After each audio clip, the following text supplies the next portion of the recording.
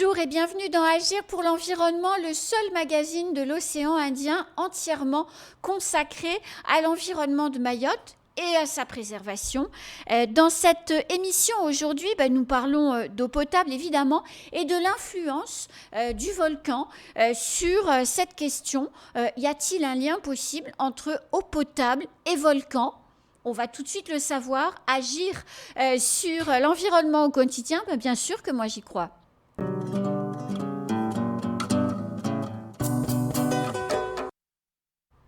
Pour parler de cette question cruciale, nous avons sur le plateau Ibrahim Bouanaeri, qui est vice-président de la 3CO, en charge des questions relatives à l'eau, et Ismaïla Marie, qui est chargée de mission à la Fédération mahoraise des associations environnementales. Bonjour messieurs. Bonjour. Bonjour.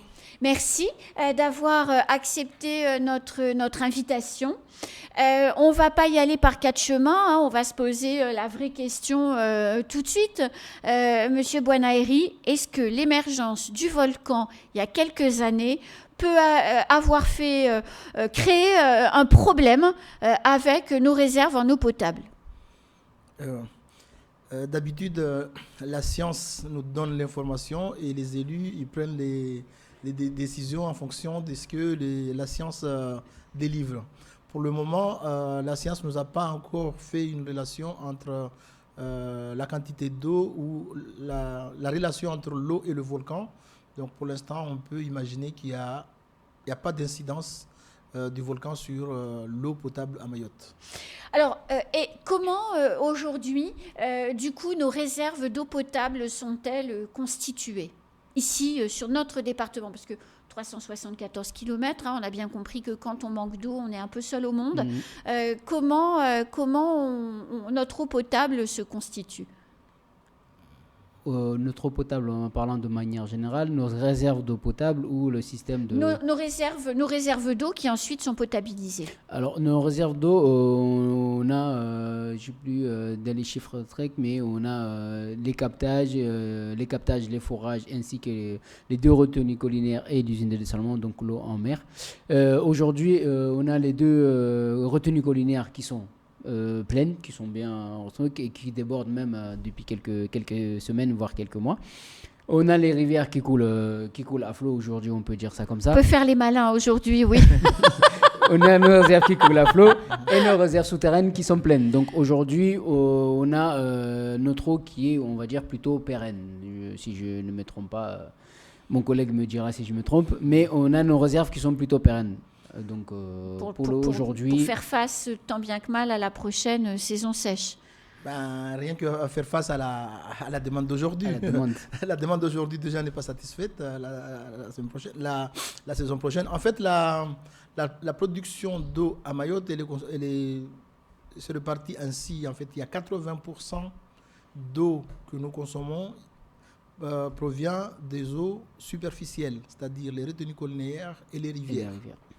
Il y a 17% qui provient des forages et 3% provient de l'usine de dessalement. Donc en gros, si je vous comprends bien, s'il ne pleut pas... Ça, ce sont des chiffres de 2019, mais avec toutes les campagnes qui ont été menées... C'est 96% de pluviodépendance. Oui, complètement. Ça n'a pas beaucoup changé.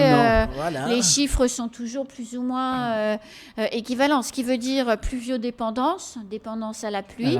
S'il ne pleut pas, on est mal. On est très Donc mal. quand vous parliez de pérennité, c'est pas tout à fait exact. C'est pérenne. Au jour d'aujourd'hui. Ouais, c'est ça. C'est la pérennité dans le quotidien. En réalité, c'est valable jusqu'à ce qu'il n'y en ait plus, en fait. C'est ça. Ibrahim Bouanaeri, vous disiez il y a quelques secondes que tout ça fonctionnait, mais qu'on avait déjà du mal à faire face au quotidien. Donc, ce qui veut dire que, selon vous, dans la prochaine saison sèche, on va manquer quand même si nos réserves aujourd'hui sont pleines. En tout cas, pour ne pas dire pleines et être super optimiste, bien rechargées. Comme je l'ai dit, ce n'est même pas la saison prochaine. On manque d'eau aujourd'hui. Aujourd'hui, on a de l'eau 2 jours sur 3. C'est vrai. Donc, déjà, mais bien sûr, vous faites bien de le rappeler. Aujourd'hui, on manque d'eau, tout court. En fait, en plus, nous avons des usines de potabilisation qui fonctionnent à plein régime qui ne donnent aucune chance, aucune minute à l'entretien. Donc, ce qui veut dire qu'elles peuvent casser. Ils peuvent casser à tout moment. Et dès qu'on aura une usine de potabilisation qui tomberait en panne, cette situation ne fera que s'aggraver. On n'a même pas de repli, on n'a aucun repli par rapport aux besoins d'eau aujourd'hui. Donc on est à flux tendu, et on ne répond même pas à la demande. On ne répond pas à la demande d'aujourd'hui. Ouais. Aujourd'hui, en fait, la demande elle est plus conséquente que ce qu'on est capable de produire à la journée. Par exemple, en termes de production, je ne sais plus c'est combien, j'ai plus les chiffres en tête. On est à moins de 40 000 mètres cubes. 40 000 mètres cubes. On est à moins de 40 000 mètres cubes jour de production.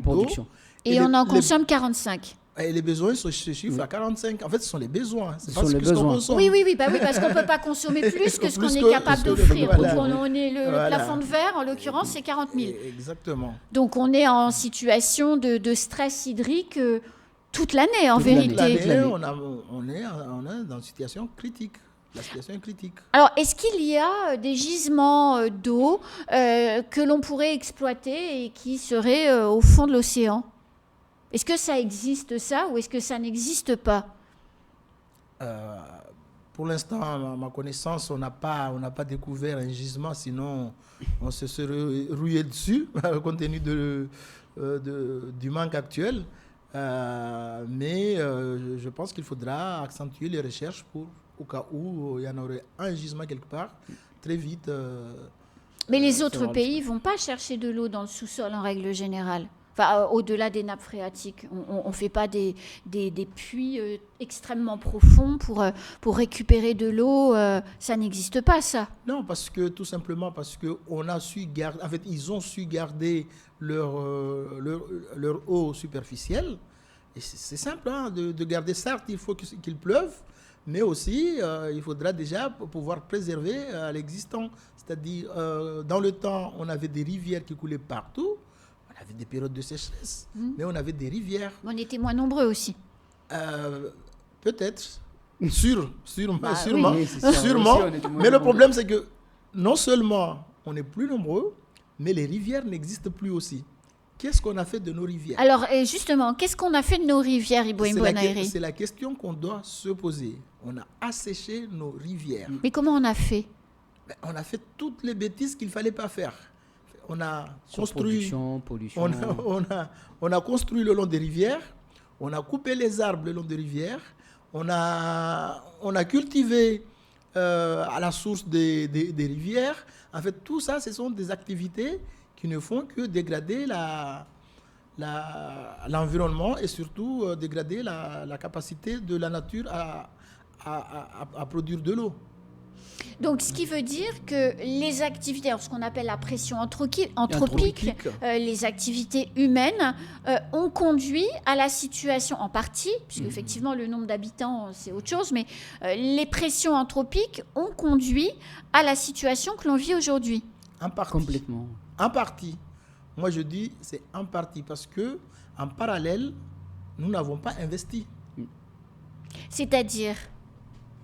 On a mis le réseau, on a mis des infrastructures pour apporter de l'eau à l'ensemble des Mahorais il y a un certain temps. Moi, je dirais même il y a 30, 40 ans. On a pris l'eau à Kombani pour la ramener à Chungi, pour la ramener à Ongojou, pour la ramener à Mamoudzou. Donc, on avait mis les infrastructures nécessaires. Pour y parvenir, parce que c'était l'objectif de l'époque. Voilà. Donc, pendant toute cette période, la population n'a cessé d'augmenter, quel que soit le rythme. Mais est-ce que nous, à derrière, en termes d'investissement, on a fait le nécessaire pour suivre, ne serait-ce que la population déjà connue. Ce n'est même pas la population estimée où les gens ils sont en train de traverser dans tous les sens. Non, c'est les investissements nécessaires pour suivre l'évolution. Donc déjà, en termes de la ressource, les activités humaines ont fait que la ressource s'est amoindrie. Mais en plus, les investissements nécessaires pour apporter cette ressource ne sont pas au rendez-vous. Tout à l'heure, on disait que les usines de potabilisation, tournent à plein régime. Vous imaginez une usine qui tombe en panne avec une pièce qui doit venir de je ne sais pas où. Combien de temps faudrait-il pour réparer l'usine et avoir de l'eau? C'est une situation que personne ne maîtrise. Alors que si on avait des usines de potabilisation suffisantes, je ne vais pas dire qu'on s'en foutait, mais... il y aurait des périodes d'entretien. Voilà, il y aurait des périodes d'entretien qui permettraient de prévenir des pannes sèches. Après, il faut investir aussi, comme je disais, le manque d'investissement, il faut aussi investir sur les systèmes de stockage, parce qu'aujourd'hui, on a quoi pour stocker l'eau? À part les usines, on a quoi pour stocker l'eau? Les retenues collinaires. Oui, mais à part ça, l'eau potabilisée. Rien. Elle Voilà, est potabilisée, consommée. Parce qu'une fois potabilisée, si on avait assez d'usines de potabilisation, on potabilise l'eau, on le stocke. On a si les réservoirs. Panne, quand ça tombe en panne, la SMAE dit réservoir de tête cassé. Si ça cassait au moins. Mais là, parfois, c'est que l'eau n'arrive pas. L'eau n'arrive pas.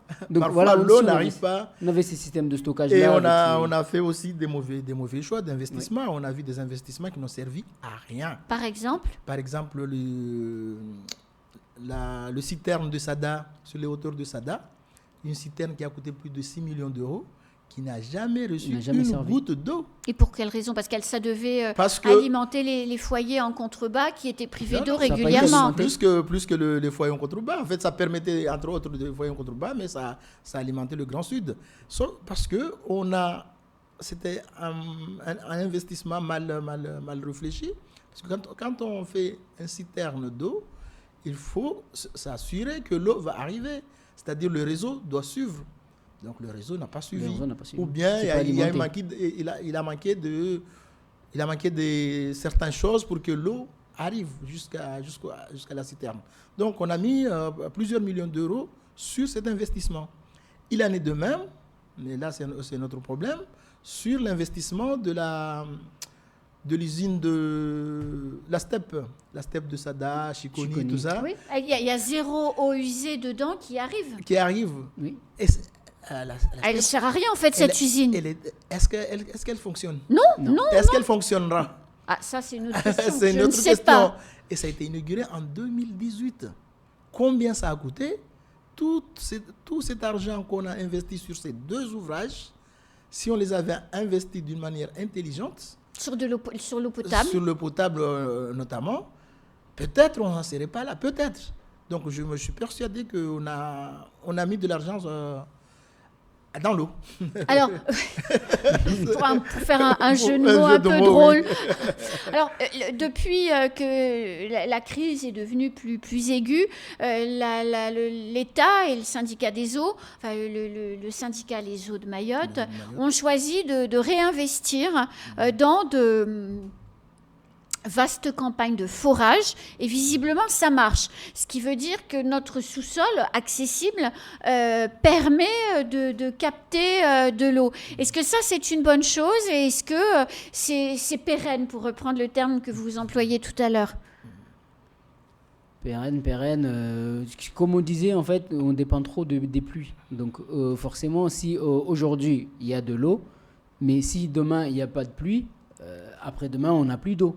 Donc, faire pérenniser, non, ça ne sera pas une solution pérenne pour l'avenir. Si toujours là, pareil, s'il n'y a pas de pluie. Parce que comme il disait, en fait, pendant un temps, on a asséché les rivières en faisant beaucoup de déboisement sur les abords des rivières, dans les forêts. Donc forcément, en fait, ça entraîne quoi? Ça entraîne que du jour au lendemain, on a beaucoup d'évaporation d'eau, plus qu'il y en avait avant. Oui. Du coup, nos rivières s'assèchent. Mais si les rivières s'assèchent, forcément, ce qui veut dire que les nappes vont s'assécher à un moment ou à un autre. Ce qui veut dire que s'il y a moins d'eau, si je comprends bien ce que vous dites pour nos téléspectateurs, ça veut dire que s'il y a moins d'eau dans les rivières parce qu'on a déforesté, parce qu'on a construit, parce qu'on a fait plein de bêtises, comme vous le disiez tout à l'heure, ça veut dire que y a moins d'eau qui ruisselle dans les rivières, mais ça veut dire aussi qu'il y a moins d'eau qui pénètre dans le sous-sol pour aller alimenter du coup les nappes phréatiques. Oui, parce que c'est pareil, c'est les grands arbres qui peuvent retenir justement cette eau-là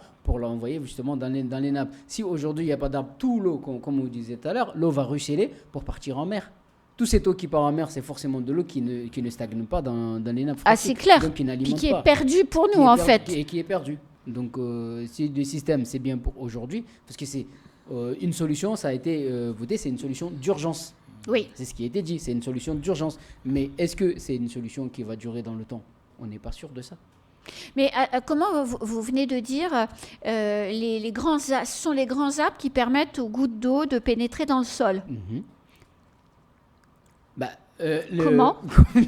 Comment? Parce qu'il y a les racines, donc l'arbre, lui, il a forcément besoin d'eau. Lui, il stocke l'eau.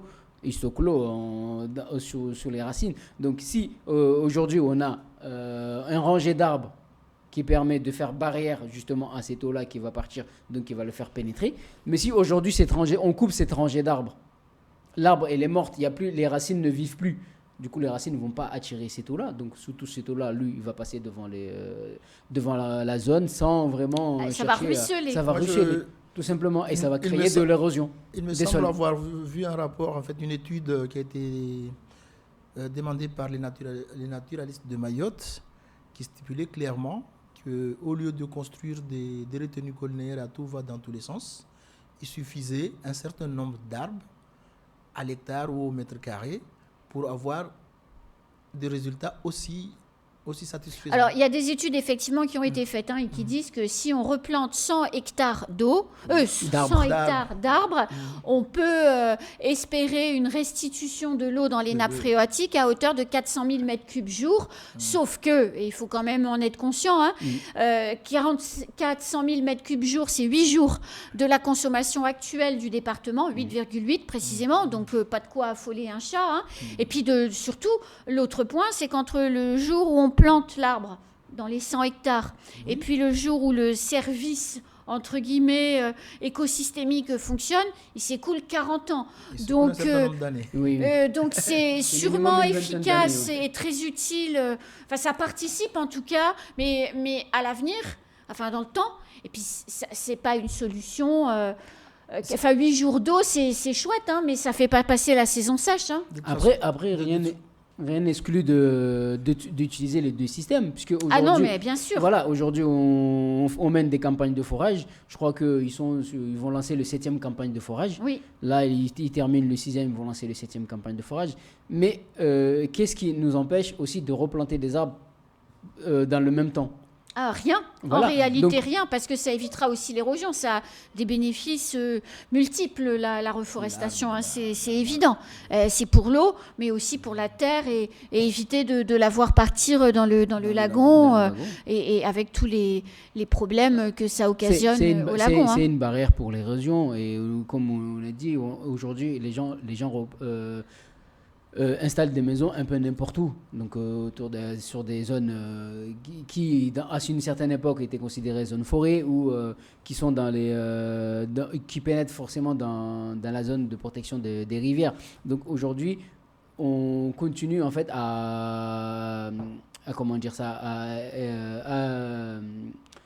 répandre en fait le phénomène de l'érosion. Donc forcément, aujourd'hui, si auprès de nos communes et autres, il n'y a pas de suivi de ces personnes qui construisent avec les délivrances des permis de construire et compagnie, ça continue toujours à avoir la même problématique, vu que ça crée des pollutions anthropiques, ça met de l'ombre, ça déboise encore et encore. Donc tous ces systèmes-là fait que si on mène une première opération et on fait un suivi de toute cette opération-là, on éliminera certaines choses. Et éliminer tout ça, en fait, nous permet d'avoir quand même de l'eau. Donc, si je comprends bien, et peut-être vous allez compléter, Ibrahim Ouanahiri, mais la problématique qu'on a avec l'eau, et on l'a dit tout à l'heure, sont les pressions anthropiques, mais que pour les réduire, il faut être un peu plus actif. En fait, moi j'ai l'impression que, je l'ai toujours dit, que l'eau n'était pas un problème à Mayotte. On n'a pas d'eau, on n'avait pas d'eau il y a quelques jours, mais les gens continuent à fonctionner comme si rien n'était. On vient de passer une période très difficile, sans eau, mais une fois les retenues collinaires, on dirait qu'on était tenu au remplissage des retenues collinaires. Une fois que les retenues collinaires étaient pleines, on n'en parle plus. Donc en comme si le problème est résolu, alors que le problème, il est loin d'être résolu. Pour revenir à la question par rapport au forage, à la campagne de forage menée par les eaux de Mayotte actuelle, les eaux de Mayotte, ils sont en train de faire le nécessaire pour avoir la quantité d'eau qu'on avait besoin en 2020-2022. Ce n'est même pas la quantité d'eau qu'on a besoin aujourd'hui. Dans l'avenir, bien sûr. Aujourd'hui déjà. Donc, En même temps, quand on dit qu'il y a une usine de dessalement qui va être mise en service en telle date, moi je dis, mais ça c'est pour répondre aux besoins d'aujourd'hui. Qu'est-ce qu'on met en place pour répondre aux besoins de demain, de cette date-là? On sait exactement 2025 la quantité d'eau dont on aura besoin. Qu'est-ce qu'on met en face pour produire cette quantité d'eau? Et ce ne sera pas une solution. Toutes les solutions doivent être explorées. donc reforester. Reforester, investir et mener des campagnes de sensibilisation pour ne pas détruire le peu qui nous reste. Il y a, entre autres, parce qu'il y a toute une série de mesures à mettre en place. Et quand je dis une série de mesures à mettre en place, je dis aussi c'est l'implication de tous. Ce n'est pas la question de telle ou telle personne, de telle ou telle institution. Non. Moi, les rivières, quand il faudra les entretenir, il faut peut-être enlever les lavandières dans les rivières. Mais pour enlever les lavandières dans les rivières, il faut leur proposer autre chose. Donc, ce n'est pas la personne qui va s'occuper de les enlever qui doit s'occuper de la solution alternative. De la solution alternative. Oui. Quand on sait que le département est propriétaire de plusieurs hectares de forêt, qu'est-ce qu'on fait dans ces forêts de manioc? Quel est l'investissement qu'on va faire dans ces forêts pour qu'on ait un début de quelque chose? Est-ce qu'on va laisser à ce qu'on continue à cultiver les forêts, après venir derrière couper les plantations? Ce n'est pas la solution non plus. Donc, pour moi, la situation est grave. Quand on parle de campagne de forage, on sait que l'eau est donc stockée dans le sous-sol, mais l'eau qui est stockée dans le sous-sol, c'est celle qui est tombée quelques mois avant, ou il y a un système qui est plus long pour qu'elle arrive jusque dans le forage. Comment ça se passe? Si on a suffisamment d'arbres pour stocker, pour que les racines de l'arbre puissent stocker l'eau, effectivement, c'est cette eau-là qui a été stockée par les arbres qui se reverse dans les nappes phréatiques. Mais si on fait le forage et qu'on n'a pas assez d'arbres, on va puiser la quantité existante et puis terminer. Donc il faut tout faire pour que, une fois le forage repéré, une fois le forage exploité, mettre en place un système qui va régénérer le stock. De telle manière qu'on ne manque pas. De telle manière qu'on renouvelle le stock à chaque saison de pluie. Et la qualité de l'eau que l'on trouve dans ces forages, elle est comment?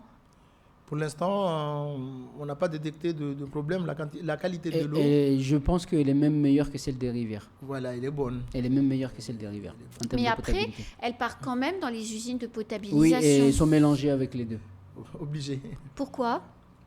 Parce qu'elle n'est pas potable. Elle n'est pas potable de suite. Il faut qu'elle soit potabilisée. Il faut qu'elle réponde à certaines normes.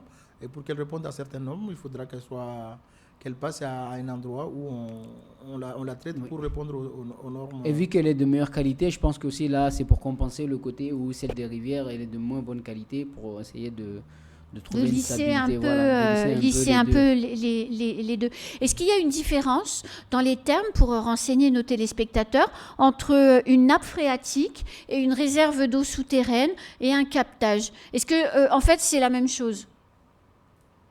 Oui, c'est à peu foncièrement, c'est la même chose. C'est à peu près la même chose. Parce que c'est de l'eau qui se trouve au sous-sol. Donc, en fait, nappe phréatique, réserve d'eau, même combat. Le nappe phréatique, c'est que la quantité d'eau est suffisante pour qu'elle remonte en surface. Donc, vous avez une nappe phréatique. Mais c'est de l'eau qui est au sous-sol.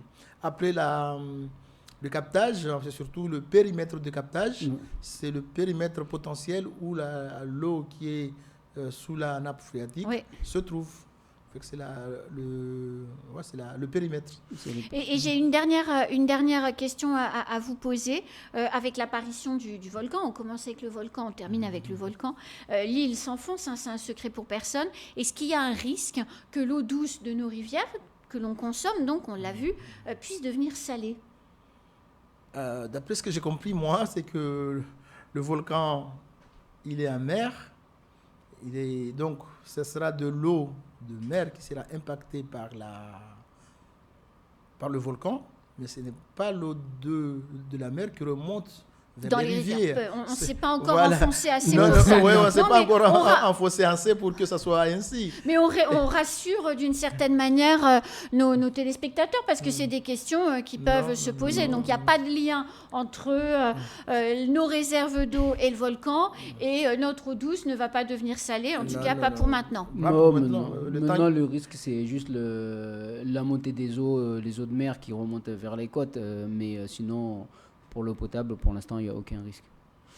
Eh ben, merci beaucoup, messieurs, de toutes ces informations précieuses et puis de ces indications également sur le fait que nous sommes toujours en crise de l'eau. Exactement. Et c'est ce qu'il faut se rappeler. Vous faites bien de le rappeler parce que le fait qu'on ait de l'eau qui coule au robinet, on a tendance très vite à oublier les périodes difficiles. Merci beaucoup en tout cas. C'est la fin de cette émission. On se retrouve très vite, évidemment, sur le plateau d'Agir pour l'environnement avec d'autres invités et puis avec d'autres thématiques. À très vite.